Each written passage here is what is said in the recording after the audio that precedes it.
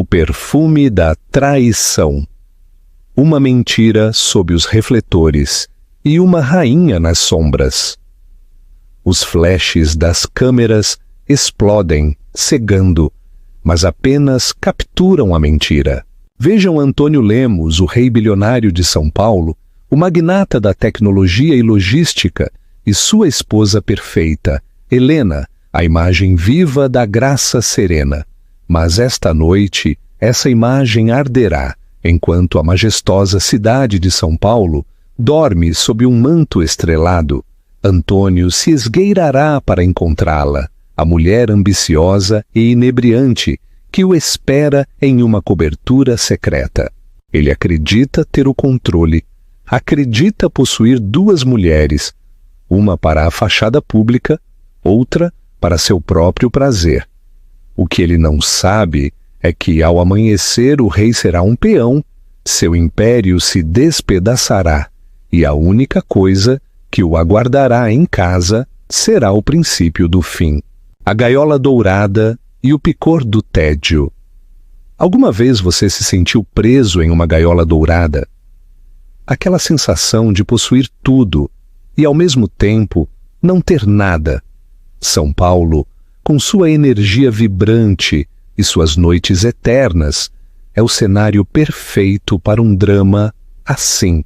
O salão de festas da Sala São Paulo, adornado para um gala beneficente, era um turbilhão sufocante, um perfume familiar e enjoativo de dinheiro antigo e ambição desmedida. Antônio Lemos, sua imagem multiplicada em 1000 taças de champanhe, sentia a familiar opressão no peito.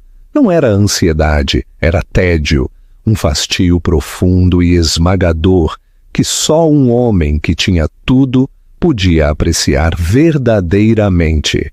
Aos 52 anos ele era o mestre da Lemos Inovações, um titã da tecnologia e da logística, cujas palavras casuais podiam fazer os mercados dispararem ou despencarem. Seu terno, uma criação sob medida de um alfaiate na rua Oscar Freire, cujo nome ele havia esquecido. Parecia menos roupa e mais um disfarce, um sorriso, um gesto praticado e automático, enquanto um vereador da cidade lhe dava tapinhas nas costas com efusividade. Antônio, cavaleiro da prosperidade, a nova ala do museu é um testamento à sua generosidade. Antônio limitou-se a assentir. A nova ala era uma dedução fiscal, uma manobra de relações públicas sugerida por sua equipe. Ele nem sequer vira os projetos arquitetônicos. Seu olhar se desviou, fixando-se em sua esposa, Helena Lemos. Ela estava, como sempre, perfeita. Vestida em uma elegante e sóbria coluna de azul meia-noite, seu pálido cabelo loiro preso em um coque que deve ter levado horas para ser criado, ela era a esposa social consumada. Discutia padrões de aves migratórias com a esposa de um senador, sua expressão de um interesse educado e atento. Ela era bonita da mesma forma que uma estátua de mármore é bonita, fria, impecável e absolutamente intocável. Eles não se tocavam de verdade há anos. Seu casamento era outra de suas posses, um ativo herdado que ele adquirira 25 anos atrás. Era estável, previsível e completamente desprovido de paixão. O tédio era uma coceira, e então ele viu a forma de coçá-la. Do outro lado da sala, parada perto da exibição do leilão silencioso, estava Isadora Rocha. Isadora era tudo o que Helena não era. Era fogo e caos, uma estrela em ascensão, no departamento de marketing de sua própria empresa. Ela tinha 28 anos. Seu vestido era de um carmesim escandaloso e brilhante que se agarrava a cada curva. Seu cabelo preto caía em uma cascata selvagem sobre um ombro. Ela não deveria estar ali. Este era um evento para a diretoria sênior e suas famílias. Mas Isadora tinha um talento especial para entrar em salas para as quais não era convidada. Seus olhos se encontraram. Foi um choque, um estalo físico. Os olhos escuros de Isadora sustentaram os dele, uma promessa silenciosa e ousada que ignorava o quarteto de cordas e as risadas educadas. Ela não sorriu, apenas olhou. Seu olhar percorreu o corpo dele, lento e avaliador, antes de voltar ao seu rosto. Um pequeno, quase imperceptível sorriso se desenhou em seus lábios vermelhos e carnudos. Ela sabia. Ele sabia. O picor se tornou um rugido. Antônio sentiu seu bolso vibrar. Uma mensagem de texto. Ele não precisava olhar. Era ela. Estou entediada e você. Ele navegou pela multidão, um tubarão se movendo em água morna, e interceptou sua esposa. Helena, querida. Ele beijou sua bochecha. Foi como beijar pergaminho. Temo que algo tenha surgido. O negócio de Singapura. Tenho que fazer uma ligação com Tóquio. Vai ser a noite toda. Receio. Os olhos azuis de Helena, claros e sem nuvens, encontraram os dele. Não houve um vislumbre de suspeita. Ou talvez, ele pensou com uma clareza súbita e arrepiante. Não havia nada além de suspeita, carregada por tanto tempo que havia se tornado parte dela. Claro, Antônio, você trabalha tanto. Digo a Gilmar para esperá-lo acordado. Gilmar era seu chofer. Não seja ridícula. Eu pego um carro, você fica. Aproveite o leilão. Compre aquela escultura horrível que você estava olhando. Ele deu um tapinha em seu braço, um gesto de posse, de desinteresse. É uma Tarsila do Amaral, Antônio, ela disse a voz monótona. Seja o que for, lance na fundação. Ele se virou, sem esperar por uma resposta. Sentiu os olhos dela em suas costas enquanto se afastava, uma sensação como água fria. Ele deu de ombros. Ele era Antônio Lemos. Ele tinha direito a isso. Ele merecia um pouco de vida em sua gaiola dourada. Ele empurrou as pesadas portas de bronze do museu. O ar fresco da noite paulistana o atingiu como uma libertação. Ele pegou seu telefone, seus dedos já digitando a mensagem para Isadora. Meu chofer, 10 minutos. Encontre-me na cobertura de Pinheiros. Ele não viu Isadora se esgueirar por uma entrada lateral. Ele não viu sua esposa, Helena, parada, perfeitamente imóvel perto da janela, observando o seu carro se afastar. Ela não parecia triste, não parecia zangada. Apenas observava, sua expressão tão calma e plácida quanto um lago congelado. Então, lentamente, ela pegou seu próprio telefone e fez uma ligação. Marcos, ela disse, ele está a caminho de vê-la. É a hora. Execute o plano. O monumento à hipocrisia. A cobertura de Pinheiros era o monumento de Antônio à sua própria hipocrisia. Não constava em nenhuma de suas listas de ativos oficiais. O contrato de aluguel estava em nome de uma empresa fantasma, que por sua vez era propriedade de outra empresa fantasma, uma intrincada teia de entidades legais projetada para ser impenetrável. Era elegante, moderno e estéril. Tudo vidro, cromo e couro preto, a antítese da vasta fazenda de Morumbi, cheia de antiguidades, que ele compartilhava com Helena. Era um lugar para transações, não para viver. Quando ele chegou, o elevador se abrindo diretamente na sala de estar, Isadora já estava lá.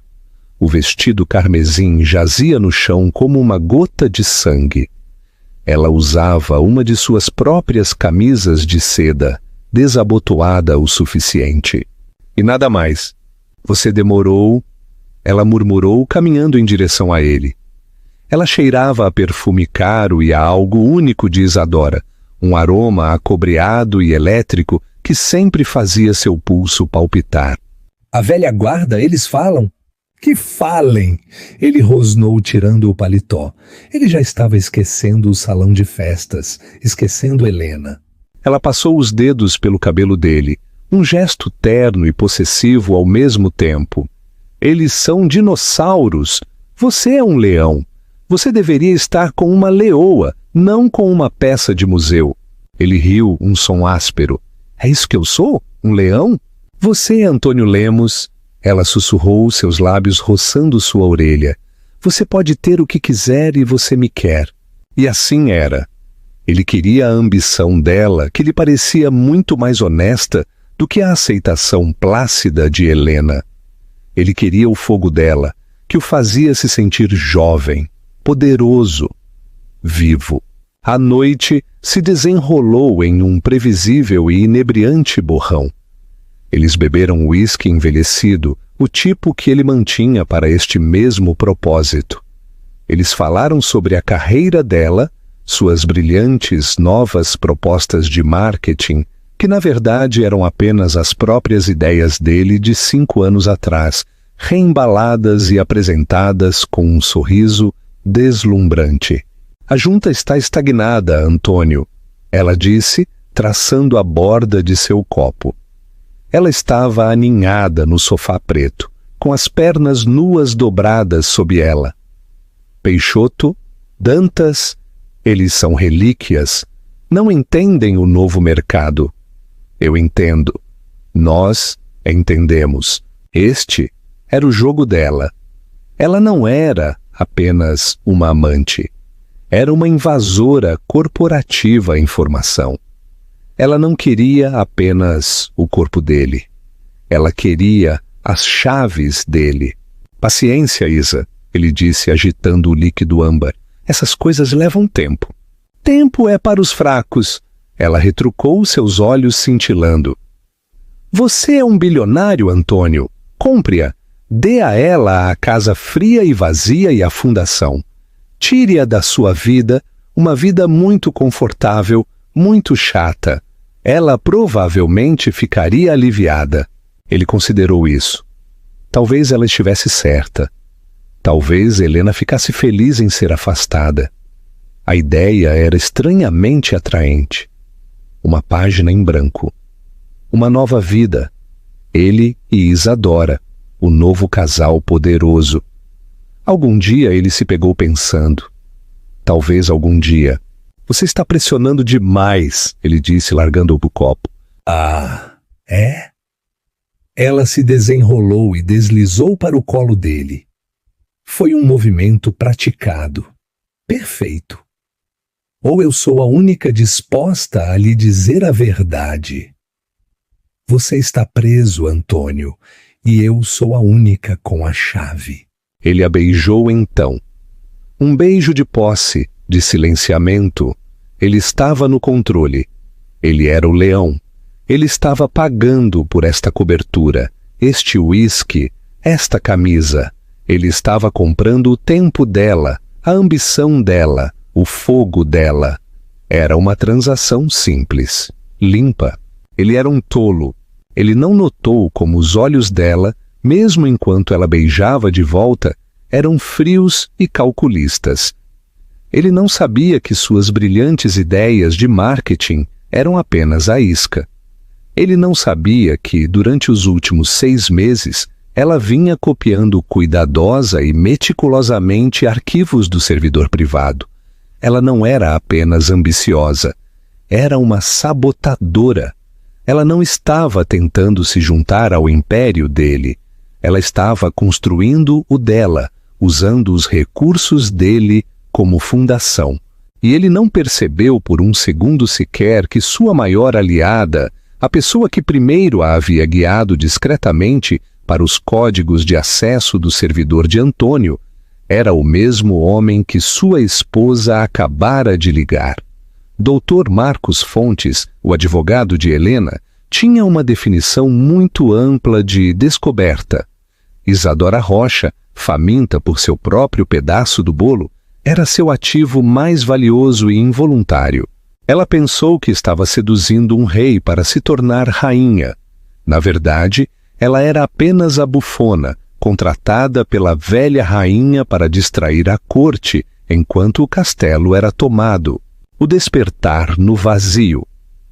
À medida que o amanhecer se aproximava, pintando o horizonte de São Paulo, em tons de roxo machucado e cinza, Antônio Lemos dormia o sono profundo e sem sonhos de um homem que acreditava, total e completamente, em sua própria invencibilidade.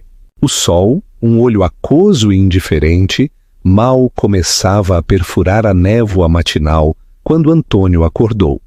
Ele sentiu as pontadas familiares, uma dor surda atrás dos olhos por causa do uísque, uma cãibra no pescoço pelo travesseiro moderno e desconhecido e o gosto azedo do primo feio do arrependimento. A inconveniência.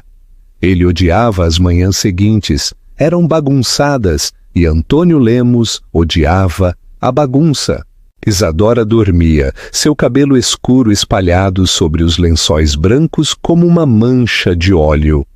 Ela parecia mais jovem, quase vulnerável. Era uma ilusão. Antônio sabia que a vulnerabilidade era uma arma, não um estado de ser, pelo menos não em seu mundo. Ele escorregou para fora da cama, seus movimentos precisos e silenciosos.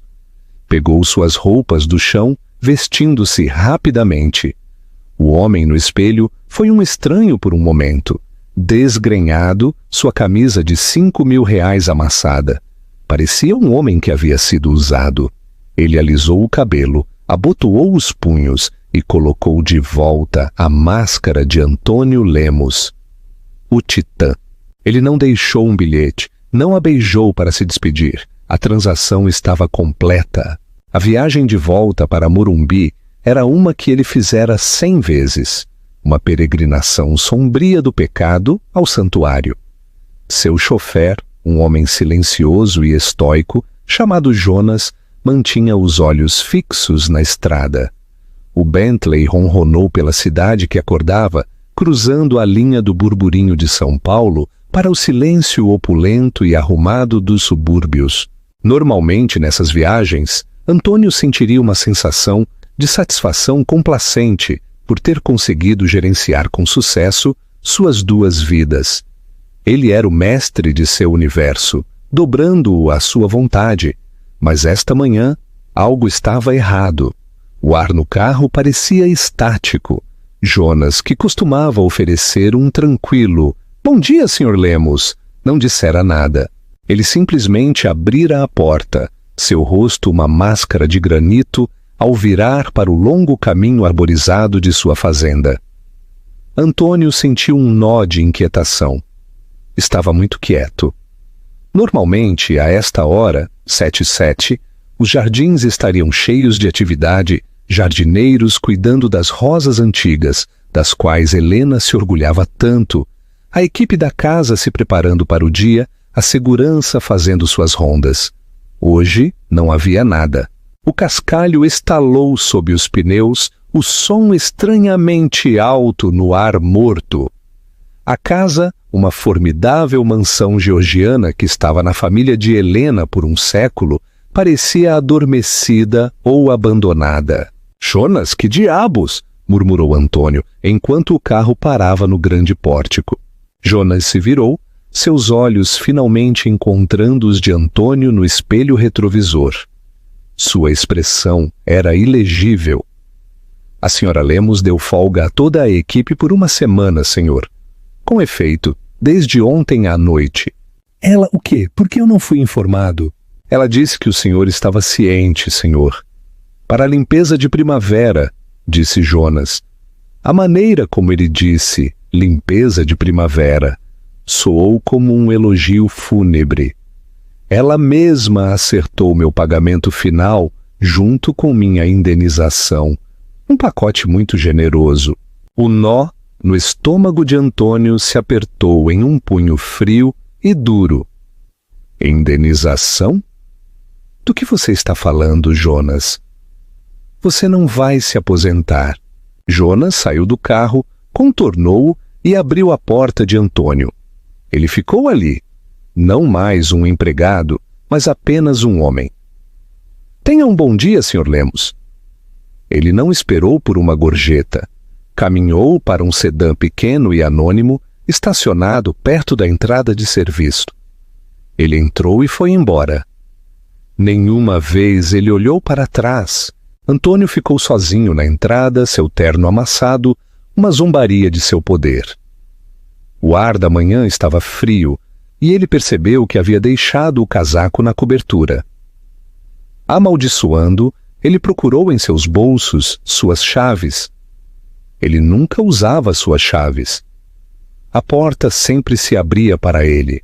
Ele entrou no grande hall de entrada. O silêncio era absoluto. O ar estava frio. O aquecimento estava desligado. «Helena!» Ele gritou, sua voz ecoando na extensão de mármore. Nada. A casa parecia vazia. Ele entrou na grande sala de estar. Algo estava errado. As paredes estavam nuas. O Monet, os dois Rothko, a inestimável estátua de Degas, os projetos de paixão de Helena, a arte que ela curava com um cuidado meticuloso, haviam desaparecido. Restavam apenas espaços vazios e fios pendurados como cicatrizes. «Helena!» ele rugiu, um vislumbre de pânico real agora. Ele percorreu o andar térreo. A cozinha estava limpa, vazia. As despensas estavam nuas. Ele subiu correndo a grande escadaria, seu coração batendo contra as costelas. Ele invadiu sua suíte master. Vazia. Ele foi para o closet dela. Era uma caverna. Prateleiras e prateleiras de cabides vazios. Cada vestido, cada sapato, cada uma de suas famosas e elegantes bolsas. Ela havia sumido. Ele se virou, movendo-se para o lado dele da suíte. Seus armários estavam intactos, seus ternos, suas camisas, seus sapatos, tudo perfeitamente no lugar. Ela não levou nada dele, ela apenas levou a si mesma. Ele saiu do quarto, confuso. Isso não era raiva, isso não era uma briga, isso era uma evacuação, um desaparecimento organizado, sistemático e aterrorizantemente minucioso. Ele desceu lentamente as escadas, sua mente acelerada. Para onde ela foi? Para a casa da mãe dela na Costa do Sol? Para a casa da irmã em Londres? Como ela moveu tudo isso? A logística. Teria levado meses de planejamento. Ele tropeçou em seu escritório. Este era seu santuário. O único cômodo da casa que era inteiramente dele. Todo mogno escuro, couro verde e o cheiro de livros antigos e sucesso. Aqui, pelo menos, tudo estava como deveria ser. Seus prêmios na parede, suas licoreiras cheias, sua mesa maciça e imponente no centro da sala. E sobre a superfície de mogno polida perfeita, colocada bem no centro, havia um único envelope grosso de cor creme. Era o mesmo papel timbrado que Helena usava para sua correspondência beneficente. Mas este envelope não era endereçado a um doador ou uma duquesa, apenas tinha seu nome escrito em sua caligrafia perfeita e elegante. Antônio. Antônio encarou o envelope. Estava pesado, grosso, feito do tipo de papel cartão caro que gritava importância. Ele jazia sobre sua mesa como um julgamento. Por um longo e silencioso minuto, ele não o tocou. Ele contornou a mesa, um predador de repente inseguro da armadilha. Ele serviu-se de um uísque de uma licoreira de cristal. Sua mão tremia quase imperceptivelmente. Ele nunca bebia pela manhã. Ele bebeu o líquido em um gole ardente. A queimadura o acalmou. Ele finalmente agarrou o envelope. Não havia selo de cera, nenhum toque dramático. Helena nunca foi dramática. Ela era precisa. Ele o abriu com um puxão, um gesto de poder impaciente e zangado. Dentro não havia nenhuma carta, nenhuma confissão manchada de lágrimas, nenhuma acusação furiosa em letras maiúsculas. Apenas havia um documento legal grosso e grampeado. A página superior era uma capa.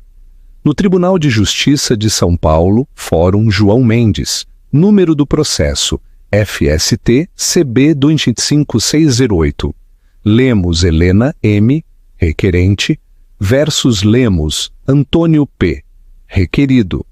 Petição de dissolução matrimonial. Antônio leu as palavras, mas sua mente não conseguia processá-las. Dissolução matrimonial? Era tão clínico, tão estéril. Não era divórcio, era uma remoção. Sua raiva, que tinha sido uma brasa baixa e latente, explodiu em um inferno branco. Divórcio? Ela está me divorciando? Ele rasgou as páginas, seus olhos procurando as palavras que ele entendia. Diferenças irreconciliáveis, dissipação de bens conjugais, adultério. A palavra pairou no ar. Adultério. Anexado à parte de trás da petição havia uma moção separada.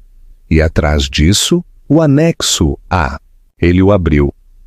Seu sangue se transformou em gelo. Era uma fotografia. Não era uma foto granulada de teleobjetiva de um investigador particular suado em um sobretudo. Era uma imagem nítida e de alta resolução. Era ele, ontem à noite, parado no hall da cobertura de pinheiros, com o braço em volta da cintura de Isadora. Ele a estava beijando no pescoço. O vestido carmesim dela era inconfundível. O carimbo de data-hora, impresso no canto inferior, dizia 23h52 p.m., apenas 1 hora depois de ele ter saído do gala. Ele virou a página. Anexo B. Uma foto dele saindo do mesmo prédio. O carimbo de data-hora, 6h48 a.m. Esta manhã. Havia mais. Dezenas mais. Não apenas de Isadora. Havia Caroline, a comissária de bordo do ano passado, na varanda de seu hotel em Zurique. Havia Amélia, a esposa de seu banqueiro de Londres, entrando em um táxi com ele nos jardins. As datas, horas e locais estavam todos meticulosamente documentados. Era um portfólio de seus pecados. Como? Ele sussurrou, afundando em sua poltrona de couro. A cadeira, seu trono. De repente, parecia fria e estranha. Como ela pôde saber? Como ela pôde provar? Helena não entendia este mundo. Ela era a esposa gentil e ingênua que planejava festas no jardim. Ela não contratava detetives particulares. Ela não tramava. Ele apalpou seu telefone, seus dedos discando o número de seu advogado, Dr. Guedes. Guedes era um Bull Terrier, o melhor e mais implacável advogado corporativo de São Paulo. Ele cuidaria disso, ele a esmagaria. A chamada foi direto para a caixa postal. Dr. Guedes, não estou disponível. Se for um assunto pessoal, por favor, desligue. Se for um assunto profissional relacionado à fusão da Lemos Inovações, todas as consultas agora são direcionadas a... Antônio esmagou o telefone em sua mão. O que era isso? Ele tentou ligar para seu escritório. Sua assistente, Janaína, atendeu. Janaína, me encontre o Guedes. Agora. E descubra que diabos está acontecendo. Minha casa está vazia e minha esposa está... Oh, senhor Lemos! A voz de Janaína era aguda, trêmula.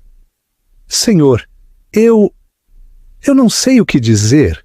A junta convocou uma reunião de emergência há 1 hora. É sobre a cláusula moral do seu contrato.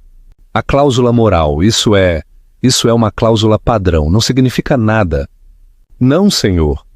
Não quando combinada com a ordem judicial. Senhor, eu tenho que ir. Eles estão aqui. A linha caiu. Ordem judicial? Antônio voltou à pilha de papéis. Ele havia perdido isso. Não era apenas uma petição de divórcio. Era uma ordem de restrição temporária e uma moção para congelar ativos, pendente de uma auditoria forense completa. Devido à extensa evidência de dissipação de fundos conjugais, para evitar que o requerido, Antônio P. Lemos, oculte, transfira ou utilize bens conjugais. Ele leu essa última linha novamente. Ocultar, transferir ou utilizar. Ele largou os papéis. O negócio de Singapura, aquele que ele usara como desculpa ontem à noite. Era uma aquisição massiva de 2 bilhões ex. Ele estava financiando-a, alavancando suas ações pessoais na Lemos Inovações. O negócio estava programado para fechar. Hoje, se seus ativos estavam congelados, ele não podia financiar o negócio. O negócio entraria em colapso, as ações despencariam, seus parceiros em Singapura o processariam. Isto não era um divórcio, isto era um assassinato. Ele olhou para os papéis. A foto dele e Isadora. O vestido carmesim. O olhar descuidado e presunçoso em seu próprio rosto. Helena. Helena havia feito isso. A mulher que arrumava flores. A mulher que ficava sentada em silêncio nos jantares. A mulher que ele havia descartado como uma peça de museu. Ela não apenas o havia deixado, ela havia colocado uma bomba, e ele acabara de ver o cronômetro chegar a 0. O silêncio da casa não era mais apenas quietude, era o vazio deixado por uma detonação. Ele estava parado no marco 0. Impactado? Você acha que Antônio merecia isso? Ou Helena foi longe demais? Compartilhe seus pensamentos na seção de comentários. A nova arquitetura. A 500 quilômetros de distância, em um escritório de paredes de vidro, com vista não para o horizonte de São Paulo, mas para o pulso tranquilo e intelectual de Campinas, Helena Lemos tomava seu chá. Era um simples English breakfast. Sem açúcar. O escritório não era opulento, era funcional. Whiteboards cobriam 2 paredes repletas de algoritmos complexos e projeções de mercado. O nome da empresa na porta de vidro esmerilada era inócuo, Aura Tech Soluções. Era uma das dezenas de pequenas e ambiciosas startups no centro tecnológico e era inteiramente, legalmente, dela. Helena, vestida com um suéter de cachemir cinza, simples e elegante, e calças, não se parecia em nada com a peça de museu da gala. Seu cabelo estava solto, caindo em um bob prático e profissional. Seu rosto, livre da maquiagem pesada de sua vida anterior, estava alerta, inteligente e concentrado. Ela parecia 10 anos mais jovem. Seu advogado, Dr. Marcos Fontes, estava sentado à sua frente. Ele parecia mais um professor desgrenhado do que um tubarão legal, mas possuía uma mente de uma genialidade aterrorizante e sistemática. Era o único homem que Antônio Lemos havia temido de verdade em uma negociação, por isso Antônio o havia colocado na lista negra de todas as firmas com as quais trabalhava. Foi Helena quem o encontrou dando um seminário tranquilo sobre direito contratual na Unicamp. O serviço foi confirmado às 7h22, bem na porta de casa, disse Marcos, verificando seu tablet. Jonas confirmou o visual. Antônio está em casa. Bom, disse Helena com a voz uniforme. A ordem judicial foi protocolada às 8h. A ordem de restrição temporária foi entregue em seu escritório às 8h05. A junta foi notificada às 8h10. Os parceiros de Singapura foram notificados do congelamento de ativos às 8h11. A partir de agora, ele verificou seu relógio. Antônio Lemos está financeiramente paralisado. Ele não pode acessar suas contas pessoais. Não pode mover suas ações. Ele nem pode usar seu Amex para comprar uma xícara de café. Helena tomou um gole lento de seu chá. E a senhorita Rocha? Marcos permitiu-se um pequeno sorriso seco. Ah, sim, o casus belli. Os cartões de crédito da empresa da senhorita Rocha foram desativados às 8h. O contrato de aluguel da cobertura de Pinheiros, em nome daquela corporação fantasma ridícula, foi rescindido pelo proprietário, que, devo acrescentar, é um novo cliente da minha firma, por quebra de contrato. Uma cláusula moral, se você pode acreditar na ironia. Neste momento, ela está sendo escoltada de forma educada, mais firme, pela segurança do prédio. O rosto de Helena permaneceu impassível. Ela não sentia pena, mas também não triunfo.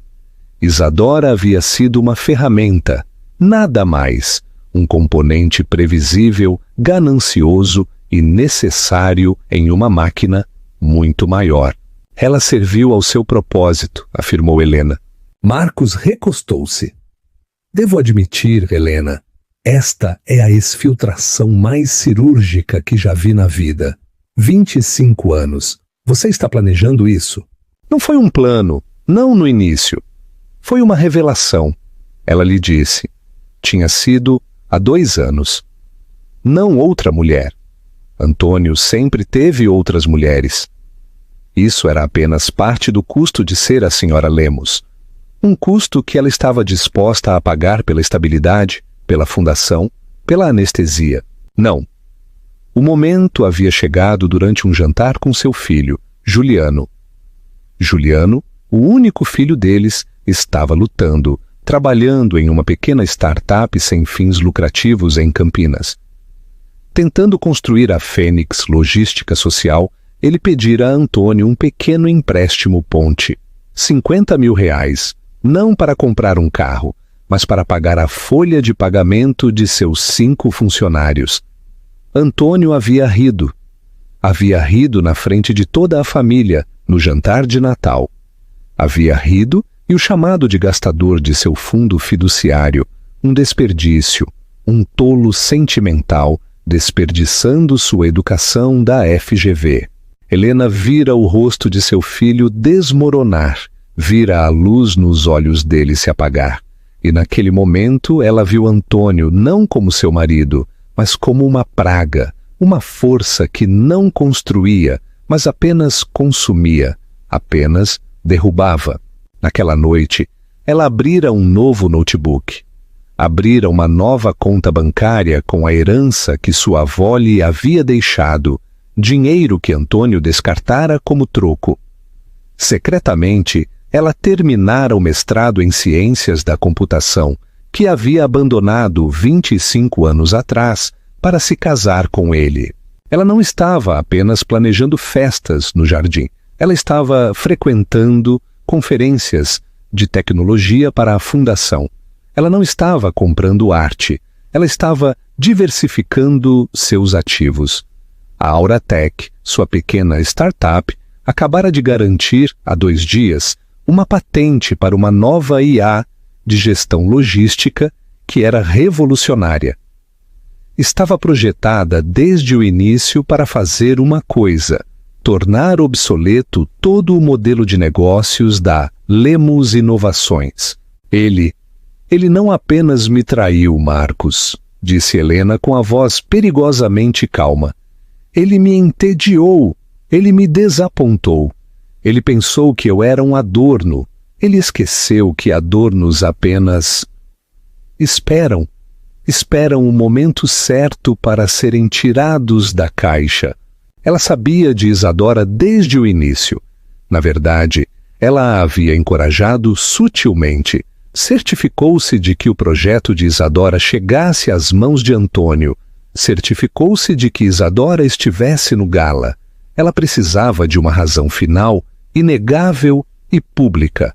Ela precisava da cláusula de adultério. Então, disse Marcos, voltando às suas notas. Fase 2. A junta. Eles estão em pânico. As ações já caíram 15% na negociação pré-mercado. Eles vão querer uma solução. Certo? Helena assentiu. E você vai dar a eles? Eles vão querer comprar você. Um acordo silencioso e maciço. Helena riu. Foi um som agudo e surpreendente no escritório silencioso. Comprar-me, Marcos. Eles não têm dinheiro suficiente para me comprar. Eu não quero o dinheiro deles. Eu tenho o meu. Ela se levantou e caminhou até o whiteboard, pegando um marcador vermelho. Eu não quero um acordo, ela disse, desenhando um círculo ao redor do nome Lemos Inovações. Eu quero a empresa. O que você achou do plano de Helena? É uma vingança justificada ou uma jogada de poder friamente calculada? Deixe-nos sua opinião abaixo. E se esta história está te prendendo, não se esqueça de curtir e compartilhar com seus amigos. O desmoronamento corporativo. Antônio Lemos passou as 48 horas seguintes em um estado de raiva primal e suspensa. Era um animal encurralado e ele atacou a única coisa que podia: os móveis, seu telefone agora inativo e a casa vazia. Finalmente ele conseguiu se comunicar com um advogado de terceira linha de sua firma, um jovem nervoso chamado Carlos, que estava claramente aterrorizado. Sr. Lemos, senhor, eu não posso aconselhá-lo. O Dr. Guedes foi contratado pela junta contra o senhor. Estão citando a cláusula moral. Senhor, a ordem judicial é inquebrável. Tudo está congelado. Então descongele, rugiu Antônio, atirando seu copo de uísque vazio contra a parede do escritório, onde se estilhaçou, espalhando o vidro. Senhor, o senhor não entende. A juíza que a assinou é a juíza Amélia Ferreira, a mesma contra quem o senhor, sua equipe fez uma campanha de difamação no ano passado, sussurrou Carlos. Ela não é uma fã. Antônio sentiu um suor frio. Ele se lembrou. Os anúncios de mão leve com o crime. Ele havia aprovado pessoalmente o financiamento.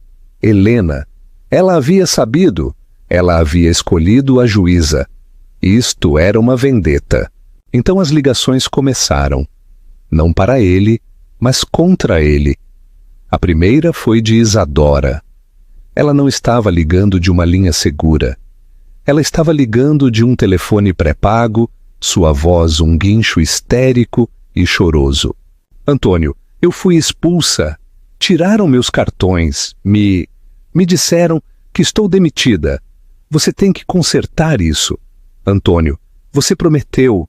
Você... Antônio rosnou, sua voz um rugido baixo. Isto é culpa sua, aquele vestido vermelho. Você foi uma armação. Minha culpa. Sou eu quem está sem casa. Você disse que ia deixá-la. Você disse que éramos uma equipe. Entre na fila, disse Antônio. E desligou. Ele sentiu um prazer vicioso e fugaz. Pelo menos alguém estava mais miserável do que ele. Ele estava errado. Isadora, ele logo descobriria, não ficara sem nada. Ela tinha seu paraquedas dourado, os arquivos do servidor que havia copiado. Ela não estava chorando, ela estava negociando. Sua primeira ligação havia sido para Dr. Marcos Fontes. A história no Valor Econômico explodiu 1 hora depois. Não era apenas sobre o divórcio, embora isso servisse como um saboroso aperitivo de fofoca social. A verdadeira bomba estava na seção de negócios e era sobre a Auratec. O título era brutal, perfurando o coração da arrogância de Antônio.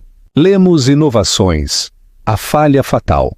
A inteligência artificial da Auratec promete logística 40% mais barata, liderada por Helena Lemos. O artigo era uma obra-prima de destruição corporativa. Detalhava com precisão cirúrgica cada fraqueza no modelo de negócios de Antônio, sua dependência de infraestrutura obsoleta, seus salários executivos inflacionados, sua negação em inovar. E então apresentava a solução. A Auratec incluía citações, não de Helena, mas de 2 de seus principais clientes com quem Antônio jantara no mês passado, que anunciaram que estavam rescindindo seus contratos com a Lemos e assinando novos acordos com a Auratec, com efeito imediato. As ações, que já estavam sangrando na negociação pré-mercado, agora sofreram uma hemorragia. Caíram 30%, depois 40%, depois 50%. A junta diretiva não apenas ligou, eles se reuniram, uma sessão de emergência via Zoom. Antônio, discando de seu escritório frio e escuro, encontrou uma parede de rostos furiosos e aterrorizados. «Antônio, o que é isso?» exigiu o Dr. Peixoto, o membro da junta que Isabela havia querido demitir. «Quem é esta mulher? Esta Aura Tech?» «É minha esposa», disse Antônio, as palavras com gosto de cinza. «Não é nada, é um projeto de vaidade, um hobby.» «Um hobby?» guinchou outro membro da junta. «O hobby dela acaba de nos custar 4 bilhões de dólares em capitalização de mercado. O negócio de Singapura está morto. Nossos credores estão exigindo nossas notas. Estamos enfrentando uma crise de liquidez.» «Eu vou consertar», gritou Antônio. Eu vou entrar com uma reconvenção. Eu! Você não fará nada!» Uma nova voz interrompeu. A voz era calma, ponderada e familiar. Dr. Marcos Fontes. «Cavalheiros, perdoem a intrusão. Meu nome é Dr. Marcos Fontes e represento o interesse majoritário neste assunto.» «O quê? Você representa a Helena?» cuspiu Antônio. «Não, Antônio. Eu represento a Aura Tech.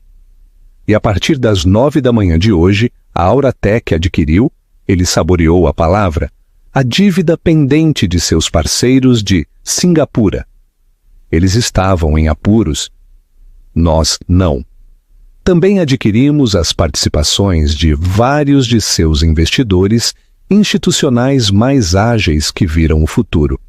A partir de 10 minutos atrás, minha cliente, a Aura Tech, é a acionista individual mais importante da Lemos Inovações. O silêncio na chamada foi absoluto. Antônio sentiu o sangue escoar de seu rosto. «Você não pode», ele sussurrou. «Sim, podemos», disse Marcos. «Isto não é um divórcio, Antônio. É uma aquisição hostil. E o senhor, temo, é o único passivo restante a ser mitigado. A junta já votou. O senhor está, a partir deste segundo, destituído como CEO e presidente da Lemos Inovações por justa causa. A segurança está a caminho de seu escritório para recolher a propriedade da empresa. Não se preocupe, Antônio», acrescentou Fontes, um brilho de gelo em sua voz. «Helena garantiu que o senhor não ficasse sem nada. O senhor fica com a casa, ambas, e a fundação, sabe, para sua limpeza de primavera.» A ligação terminou.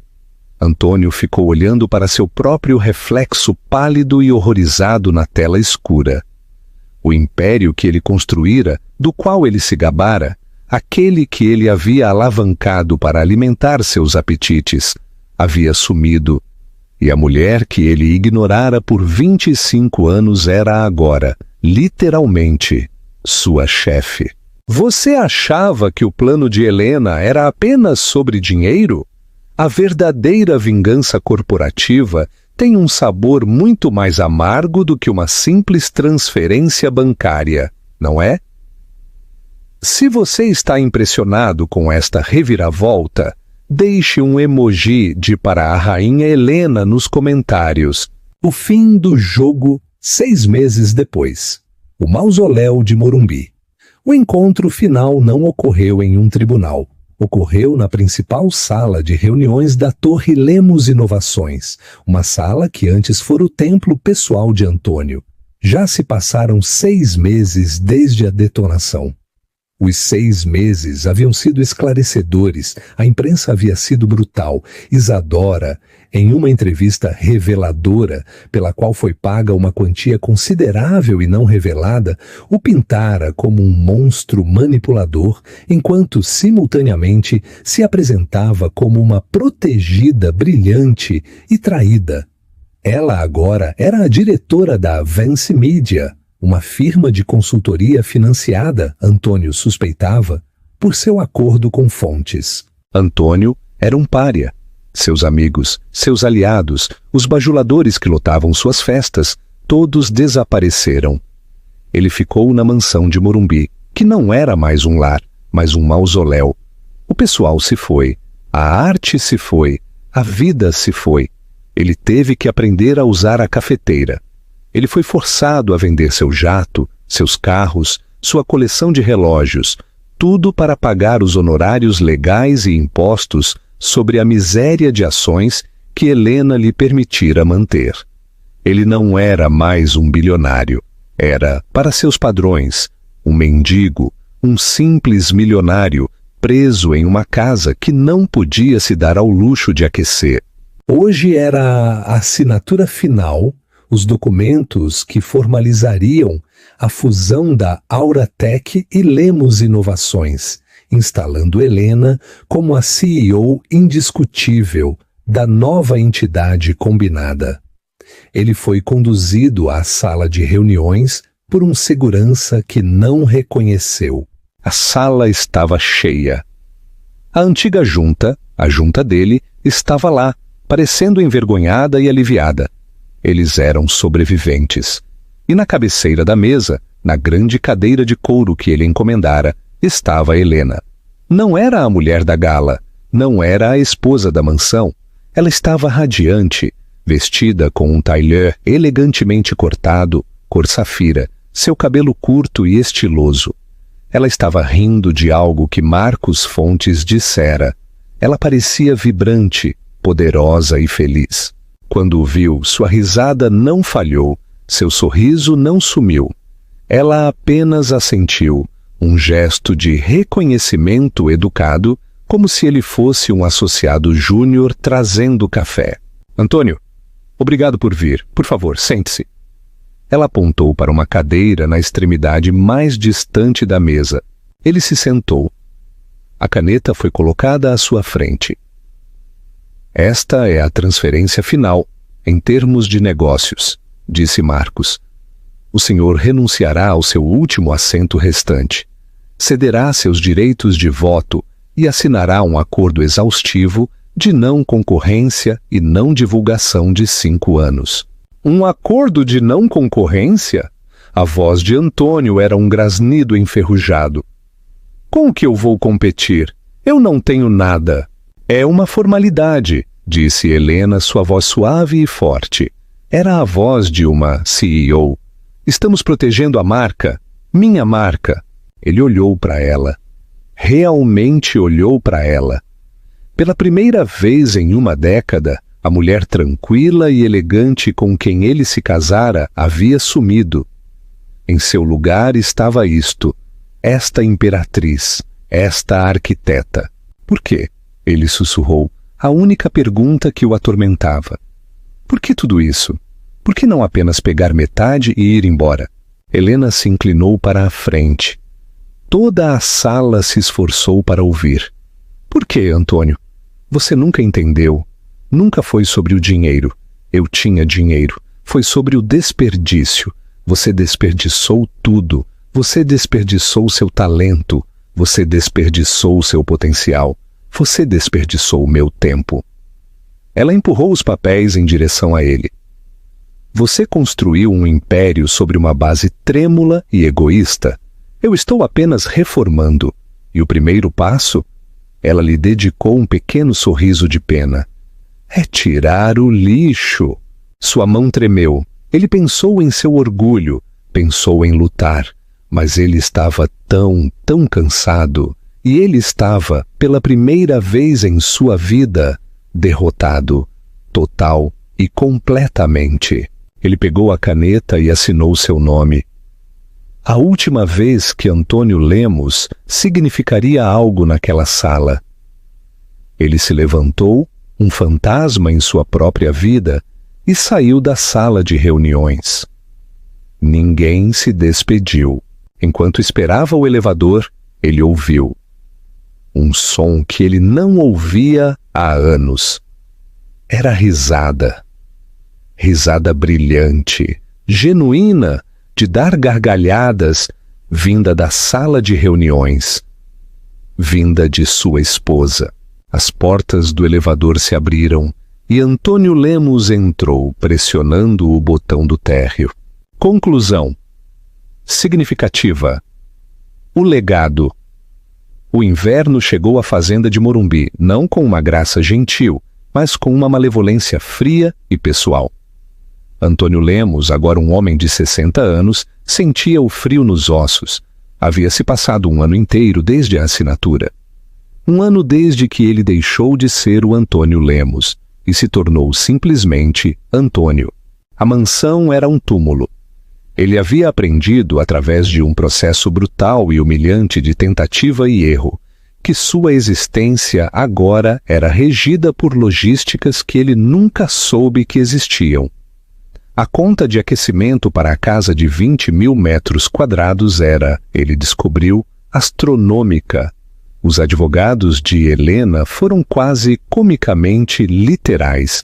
Ele ficou com a casa, mas não com os meios para mantê-la.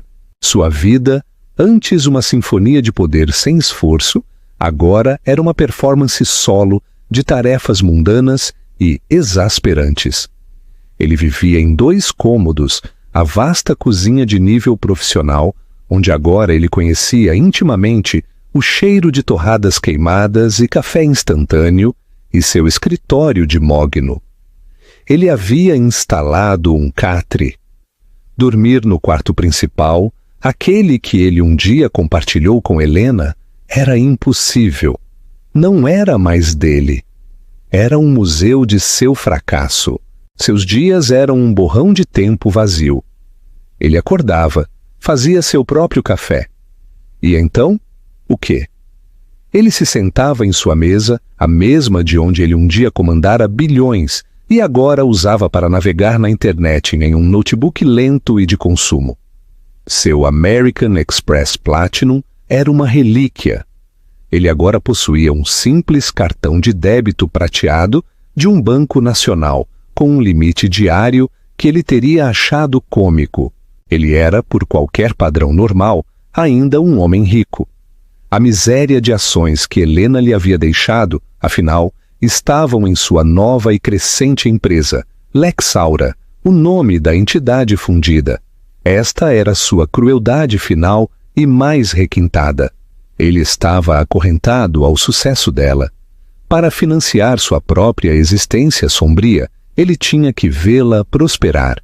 Cada vez que ele pagava seus mantimentos, ele estava, em essência, sacando um cheque escrito pela mulher que ele havia descartado como um adorno. Seu isolamento era absoluto. Os amigos que um dia lutaram por uma semana em seu iate eram agora figuras desbotadas. Ele havia tentado, nos primeiros meses, ligar para eles. Seus assistentes, antes deferentes, eram agora escudos educados e impenetráveis. O Dr. Peixoto está em uma reunião. A doutora Dantas está viajando. Eles nunca retornavam à ligação. Ele era um fantasma. Em uma terça-feira, a humilhação se tornou tangível. Ele teve que ir ao supermercado. Ele, Antônio Lemos, que não havia posto os pés dentro de um mercado desde 1993, teve que empurrar um carrinho com rodas bambas por um corredor. Ele usava uma velha camisa polo e calças, a única roupa que não parecia um disfarce. Senhor Lemos! Grasnou uma voz. Ele se virou. Uma mulher, alguém que ele vagamente reconheceu do clube, estava olhando para ele. O carrinho dela estava cheio. O dele continha apenas uma pizza congelada, uma caixa de leite e uma garrafa de uísque barato. Clara, ele conseguiu dizer, sua voz enferrujada. Os olhos dela, arregalados com uma espécie de pena horrorizada, percorreram-no. Oh, Antônio, eu não sabia que você fazia compras. Apenas pegando algumas coisas, ele murmurou. Todos nós ouvimos o que aconteceu, ela disse, baixando a voz para um sussurro conspiratório, como se ele fosse um viúvo. É simplesmente horrível. Helena. Bem, ela sempre foi fria, não foi? Todos no clube estavam simplesmente... Bem, nós estamos do seu lado.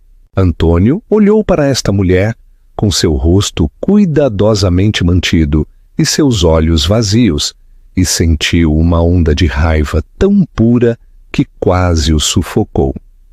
Ela estava do lado dele? Ela, que se desdobrava pelas festas no jardim de Helena. Clara, ele disse, sua voz descendo ao tom baixo e cortante que ele outrora usara para eviscerar membros da junta. Vá embora. Agora ela recuou como se ele a tivesse esbofeteado. Ele abandonou seu carrinho e saiu da loja. Sentou-se em seu modesto sedã de fabricação americana e pela primeira vez desde que era um menino, chorou. Não eram lágrimas de tristeza. Eram lágrimas de raiva pura e impotente. Ele não era uma tragédia, ele era uma fofoca. Ele dirigiu de volta para a casa fria e silenciosa. Entrou em seu escritório, pegou seu telefone. Ele rolou até um número que não se atreveu a discar. Juliano. Ele pressionou o botão de chamada. Tocou. Cada toque era um golpe de martelo em seu peito. 1, 2, 3, 4. Caixa postal. Você ligou para Juliano Lemos. Não estou disponível. Por favor, deixe uma mensagem. O som da voz de seu filho, confiante, clara, feliz, foi uma dor física. Antônio agarrou o telefone. Juliano, ele começou. Sua voz estava irreconhecível. Um grasnido seco. Eu sou papai. Eu só... O que ele estava fazendo? Pedindo desculpas, implorando, exigindo. Eu vi o preço das ações hoje. Bom, é isso. Bom. Ele fez uma pausa, o silêncio da sala rugindo em seus ouvidos. Eu estou em casa. Se você... Apenas me ligue. Ele desligou. Ele soube, com uma certeza, que se instalou em seu estômago como um bloco de gelo, que seu filho nunca ligaria de volta. Longe do silêncio gótico de Morumbi, a sede da Lexaura em Campinas era uma catedral de luz, vidro e ruído. Helena Lemos estava parada diante de um whiteboard do chão ao teto, marcador na mão, imersa em um debate com uma mulher 30 anos mais jovem que usava uma camiseta que dizia "Dados são minha linguagem de amor". Não, Shanti, você está olhando para o atraso de dados, disse Helena, desenhando um diagrama frenético e brilhante. O sistema legado não consegue processar o modelo preditivo antes que a remessa saia do porto. Mas se integrarmos a IA da Aura no ponto de origem, nós reduziremos o tempo de processamento em 70%. Meu Deus, você está certa! Helena sorriu, jogando o marcador na bandeja. Ótimo! Implemente! Eu quero o beta funcionando no corredor Santos Campinas até sexta-feira. Ela estava viva. Cada célula de seu corpo, cada neurônio, estava disparando de uma forma que nunca antes o fizera. Ela não era apenas uma CEO, ela era uma engenheira, uma arquiteta, uma construtora. Ela não apenas tomara a empresa de Antônio, ela a salvara de sua negligência, transformara-a de um dinossauro desajeitado em um predador elegante e terrivelmente eficiente. Dr. Marcos Fontes entrou em seu escritório, que não era uma caixa de mogno, mas um espaço de paredes de vidro no centro do andar. Juliano está aqui, ele disse sorrindo. O rosto de Helena se iluminou, um brilho genuíno e indefeso que a transformou. Deixe-o entrar. Juliano Lemos não era o garoto quebrado do jantar de Natal.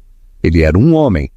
Ele dirigia a Fundação Lexaura, que não era mais um refúgio fiscal de uma esposa social, mas uma poderosa organização sem fins lucrativos, impulsionada por dados, que estava construindo logística sustentável para nações em desenvolvimento. Mamãe, ele disse beijando-a na bochecha, você vai se atrasar, o gala de mulheres na tecnologia. Eu sei, ela disse pegando sua pasta. Eu simplesmente odeio essas coisas. Você odeia ou odeia vestir o vestido? Ele brincou. Ambos, ela admitiu. Parece frívolo. Não é frívolo, disse Juliano, sua voz ficando séria. É importante. Eles precisam ver você. O que você fez? Helena fez uma pausa. O que eu fiz? Ele ligou, sabe? Disse Juliano em voz baixa. Helena parou de mexer em seus papéis, olhou para o filho. Quando? Ontem. Ele parecia terrível. Helena olhou pela janela para a cidade. Uma cidade que ela estava ajudando a construir. Uma cidade que era dela. Ela sentiu uma pontada, não de pena, não de arrependimento. Era um eco, o membro fantasma de uma vida que ela havia amputado. Ele é pequeno, Juliano, ela disse, sua voz suave, mas firme. Sempre foi. Nós apenas vivemos em sua sombra por tanto tempo que pensamos que ele era o sol. Foi nosso erro, não o dele. Você vai falar com ele alguma vez? Helena se virou e colocou a mão no rosto do filho. Não me resta nada para dizer a ele. Ele é parte do meu passado, Juliano. Você, ela disse, a voz embargada pela emoção. Você é meu futuro. Você é o propósito. Nunca se esqueça disso. Ela pegou sua bolsa. Agora vamos. Se eu tenho que ir a esta coisa, você também tem. Eu preciso do meu acompanhante mais bonito no meu braço. Enquanto eles saíam, um executivo júnior correu. Mãe, o valor econômico está na linha 1. Estão relatando que Isadora Rocha, você sabe, a Vance Media, acaba de pedir falência do capítulo 11. Helena parou. Isadora quem? Ela perguntou sem um traço de ironia. Vance Media? A de RP? Ah, não importa, disse o executivo nervoso. Exatamente. E assim, o rei foi posto em xeque-mate.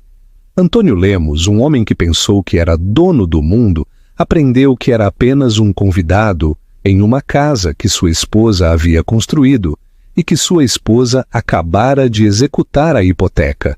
Ele não apenas perdeu sua amante. Ele perdeu seu orgulho, seu poder e todo o seu império. Tudo porque subestimou a única pessoa que ele prometeu honrar. Esta história é um lembrete brutal. A pessoa mais quieta na sala é frequentemente a mais perigosa. E não há fúria como a de uma mulher que foi entediada.